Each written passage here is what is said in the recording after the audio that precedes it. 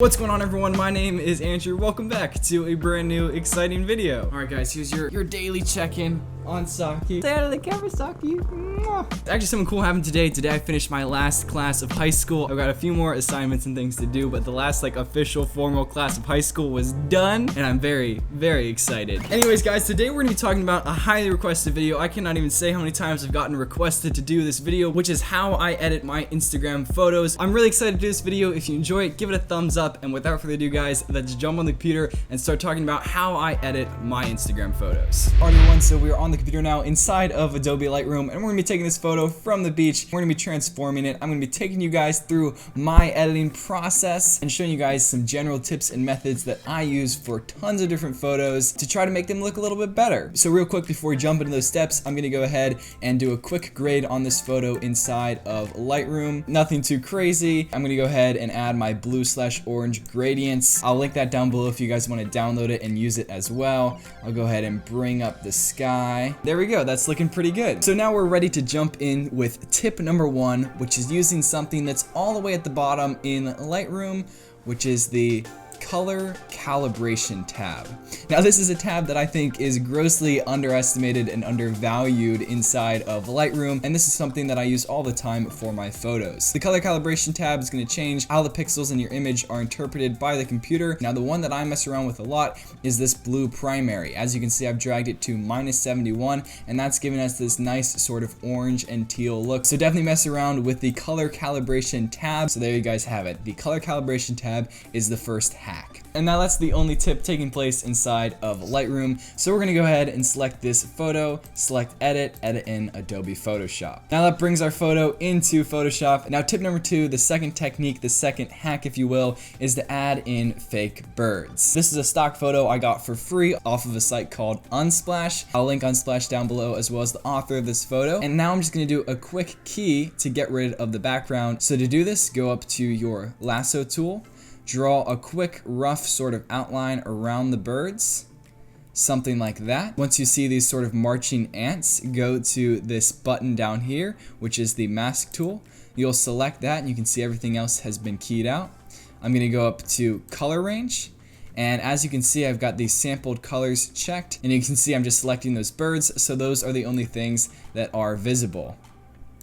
So I'll go ahead and select OK. That keyed out the backgrounds, and now I can reorient them in the photo. There you go. It's super easy to add in fake birds into your images. You want to be careful not to overdo it, but I think it looks pretty good, and there you have it. Now you can find lens flares packs all over the internet, and they're super effective. The pack that I'm particularly using is one that I only purchased recently, which is from Lens Distortions. This is the flare right here. I'm going to go ahead and change the blending mode to screen, and I'm just going to make this a whole lot bigger. And as long as you use them sparingly every once in a while, I think they can add a nice element to your photos and just bring some more interest to the overall image. Super easy to do. You just have to change the blending mode to screen and you're good to go. So that's tip number 3, which is use some flares. Tip number 4 is to do a sky replacement. Here's this beautiful stock image I got once again off of Unsplash. I'll have the author linked down below, but I'm just going to go ahead and do a quick little fantasy sky replacement. Go down to our mask tool right here,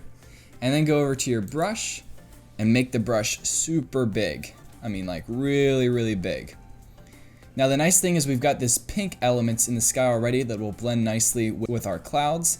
So I'm just going to start selecting and just lightly painting out the bottom of this picture. And this is really all about trial and error, just trying to get it to blend nicely. Once you sort of painted out the parts that you want to paint out, I'm going to go ahead and just bring the overall opacity down just a touch, and you can see because we've got those nice pinks blending with the sky down below, everything is looking very nice. Now the last tip, the last editing hack if you will, is something I recently started doing, which is using the dodge and burn tool inside of Photoshop.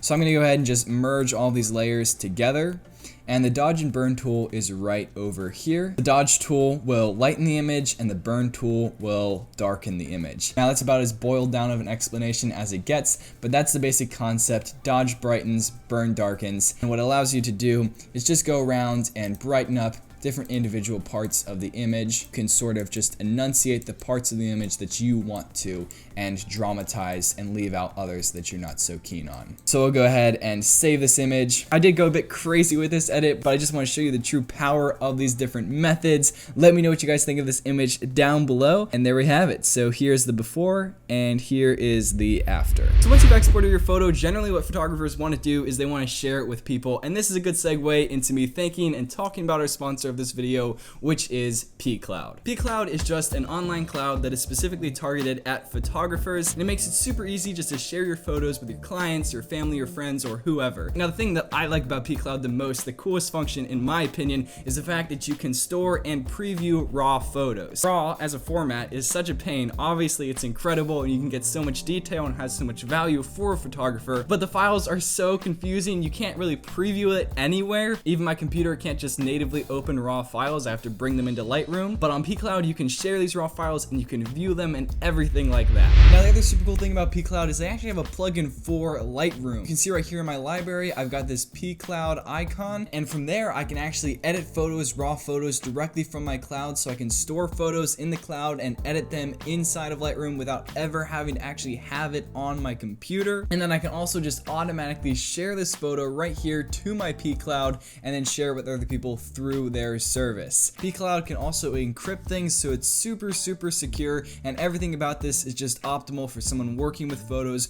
working with videos that they need to keep safe. I think the biggest thing for me though is just being able to share my photos so quickly with other people using their plugin. That's a game changer because it's such a process and such a hassle trying to get all my photos to people. I remember for my family, whenever I take photos of my family, I want to get it to a bunch of people, and it's such a pain just trying to get it to everybody, but this just makes the job way easier. Another super cool thing that you can do with pCloud is you can actually do asset branding, so I can actually personalize my download links with my own title image, headline, and description. And the other thing I really appreciate about pCloud is they actually have a lot of like pricing options, and one of them is something you don't see that much, which is a lifetime plan, which is super cool. So you just pay once and you keep your account forever. So if you guys are interested, definitely check out pCloud. They're going to be linked at the top of the description down below. There you guys have it. That is how I edit my photos inside of Lightroom and Photoshop. It really just blows my mind like how much you can change a photo with just a few simple clicks. So I hope you guys enjoyed this video. If you did, be sure to give it a big thumbs up and subscribe down below. Definitely check out pCloud if you guys are looking for a way to share your photos with your family, friends, or clients. Let me know what videos you guys want to see in the future. Comment down below. Thank you guys so much for watching this video. I really do hope you guys enjoyed it, and I'll see you guys in the next one.